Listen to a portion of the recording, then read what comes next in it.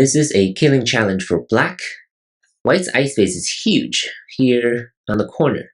So if black simply tries to reduce ice space this way, white can stand down here, and this is perfectly alive. So you can try some of the variations on your own. It's potentially very complicated. I'll show you the correct first move now.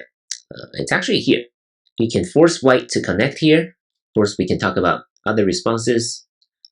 And now this kind of goes back to one of the classic shapes that we first saw. But this is the pattern on the upper right that we learned. You bend here on the first line, and then you play the 2-1 point. And now white is dead. So this pattern is very, very similar to the one on the upper right. So this is partly inspired by this problem, except that this seems a lot harder, right? Especially without the 1 and 2 exchange. But the idea is the same, right? The setup is the same, and playing at number 7, number 23, both are the 2-1 points, and that's the key to this problem.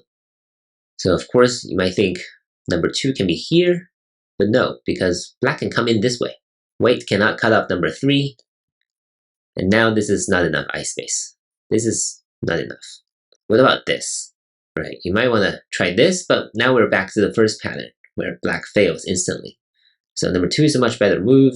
Black can't just come in like this, and black should actually still play this move. Now if white plays here, black can still play this. This will still be a fake eye, this way, or this way.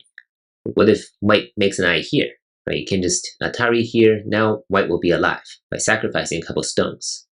But now it seems like black can capture, and there's no way white can live.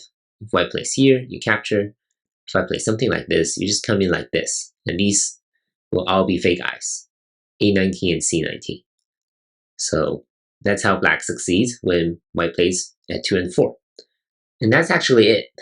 These are all the variations I'm going to show you. It's potentially very complicated, so make sure you spend a little more time on this if you haven't, and see what other variations black can play, or black can try, because most variations will result in black's failure.